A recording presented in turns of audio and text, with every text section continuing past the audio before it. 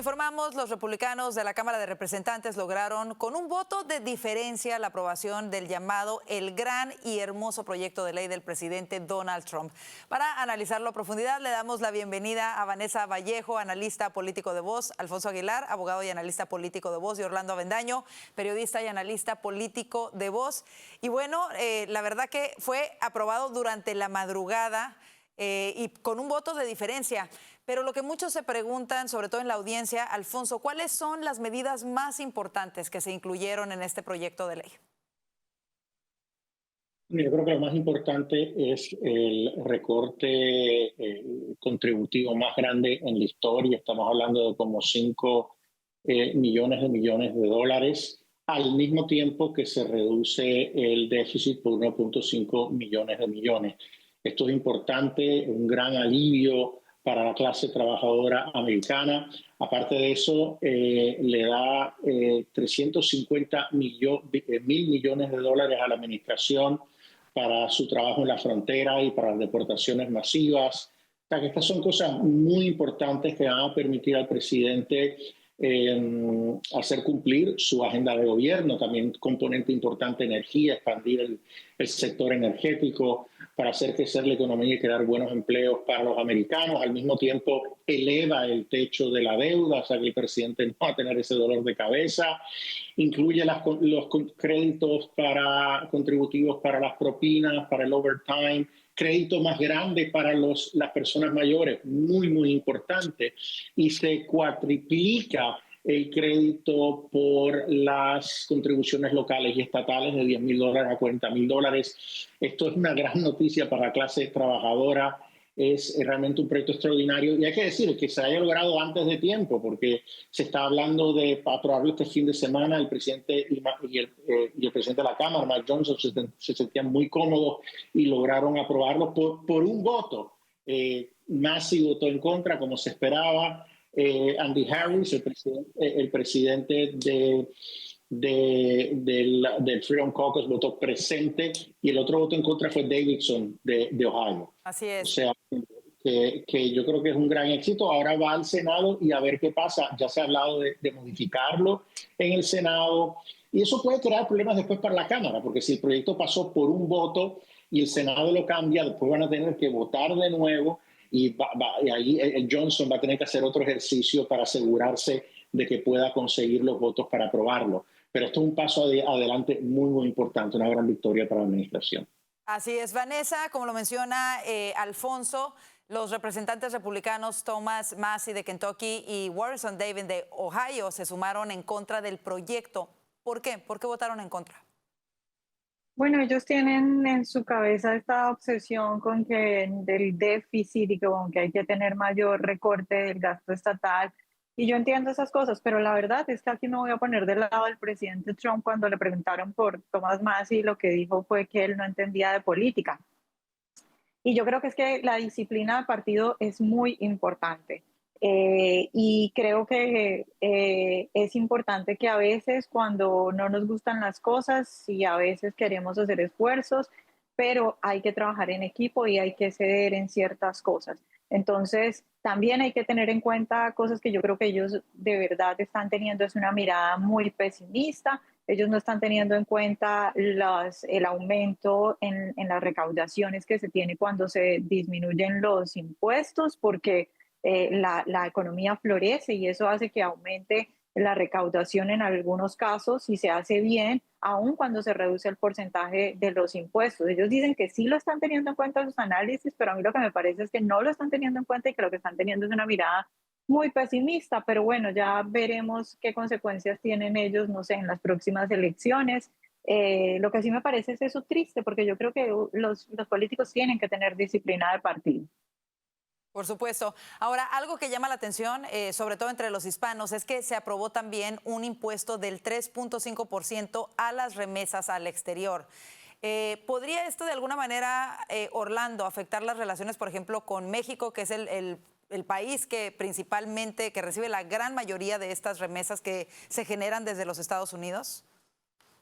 Bueno, sí, esto afecta la economía mexicana, porque claramente esto tiene una importancia particular para México. Pero yo creo que, mira, en la medida en que se incentive, es la mayor recorte de impuestos que se ha hecho. Está pues la excepción de impuestos a las propinas, excepción de impuestos al overtime. Hay una serie de incentivos para que la economía florezca. Y yo creo que en la medida en que la economía florezca, para los americanos, el tema del envío de remesas no representa algo significativo. Yo creo que en la medida en que los americanos pues tengan mucho más dinero, mucho más poder adquisitivo, prosperen más, pues esto no va a afectar realmente a la economía local. Claro, ojalá que sea así de esta manera. Y elaborando un poco más en estas cosas que se contemplaron dentro de esta propuesta de ley, en relación, por ejemplo, a la seguridad fronteriza, que es uno de los temas que más le preocupó a los votantes durante la campaña electoral.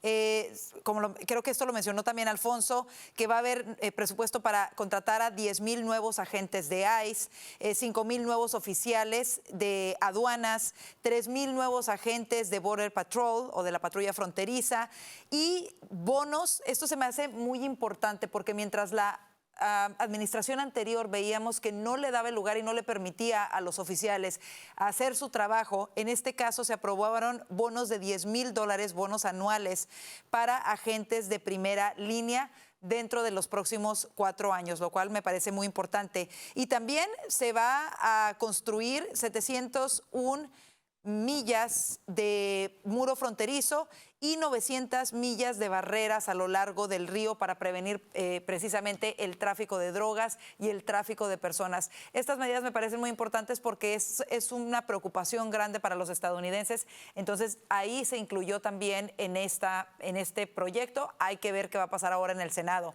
Vámonos ahora al siguiente tema, y es que el secretario de Estado, Marco Rubio, desmintió los reportes que indicaban una posible extensión de la licencia de Chevron en Venezuela por 60 días. Aquí lo estábamos comentando y dijimos que había reportes de que eso iba a ser así. Bueno, según Rubio, la autorización concedida por el gobierno de Joe Biden a Chevron vencerá el 27 de mayo sin prórroga alguna. ¿De dónde pudo haber salido esta información inicial de que sería renovada la concesión a Chevron, Alfonso? Estás poniendo la silla caliente. Yo pensé que iba a preguntárselo. O el que quiera contestar. Mira, vamos a ser honestos. Yo creo que aquí hay dos grupos dentro de la administración. Está el de Marco Rubio, que es secretario de Estado y es asesor de Seguridad Nacional, que al final es el que tiene la confianza del presidente para desarrollar la política pública sobre seguridad nacional de los Estados Unidos. Y el embajador Grenell, que es el enviado del presidente para misiones especiales y que ha estado enfocado en sacar a rehenes americanos de Venezuela. Entonces, ¿verdad? Muchos medios sacaron la nota de que supuestamente se iba a extender la licencia Chevron, que eso fue parte de la negociación que tuvo Grenell en Antigua con los funcionarios de la administración de Maduro.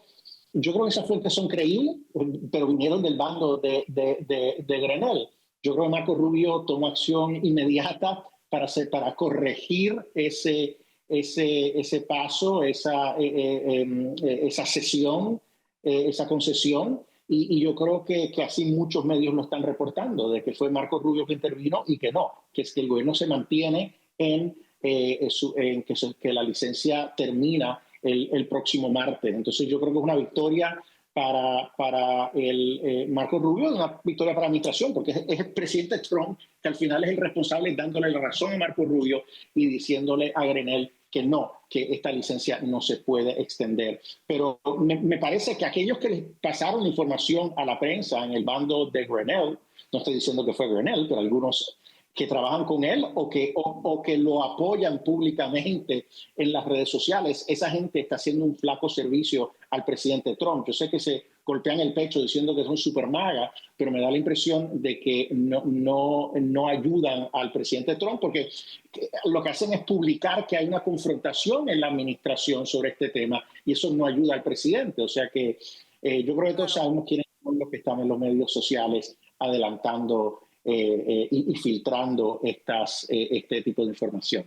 ¿Cómo ves cómo ves estas corrientes diferentes de opiniones dentro de la administración sobre este tema de Venezuela, Vanessa? Como lo está mencionando Alfonso, hay dos corrientes. En este caso prevaleció la voz del secretario de Estado, Marco Rubio. ¿Y qué tan importante es su rol precisamente para tener y tratar con firmeza a la dictadura de Nicolás Maduro? Pues muy interesante. Yo no soy tan expresiva como Orlando, pero yo también soy fan número uno del secretario Rubio.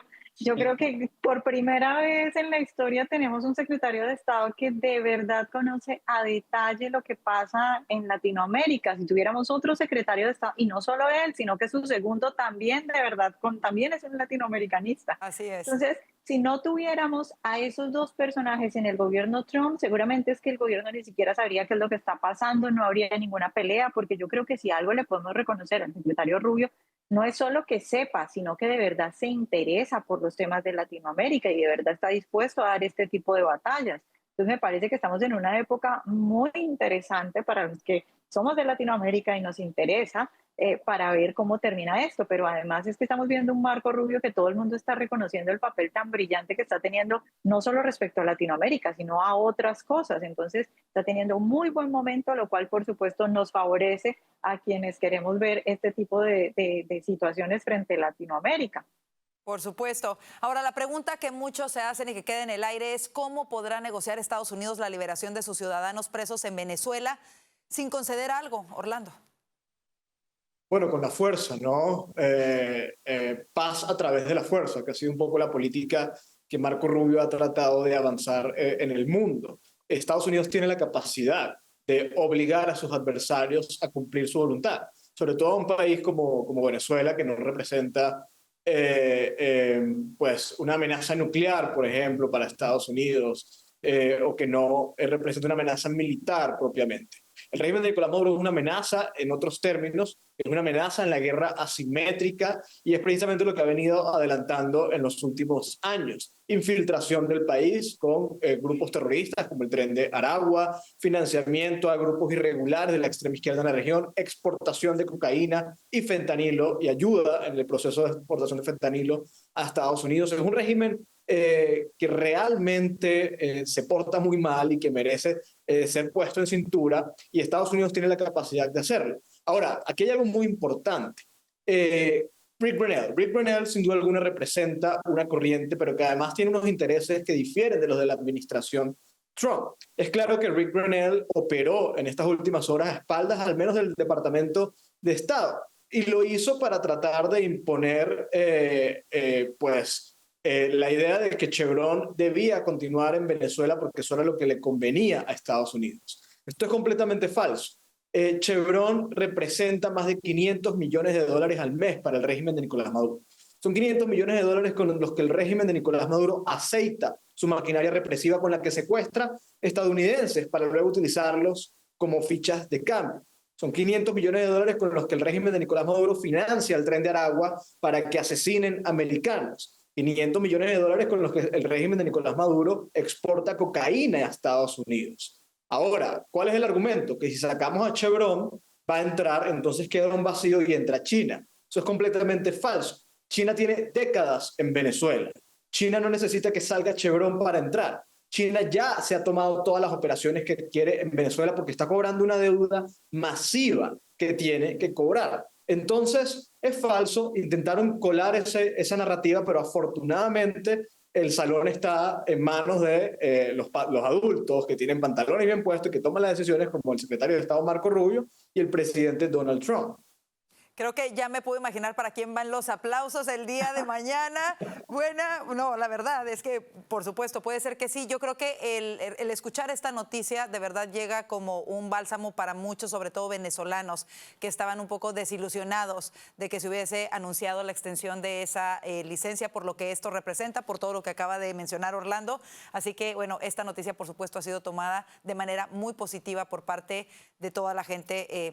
Esta noticia que da el secretario Marco Rubio. Así nos vamos a la pausa comercial. Quédese con nosotros, aún hay más que analizar aquí en el panel de Voz.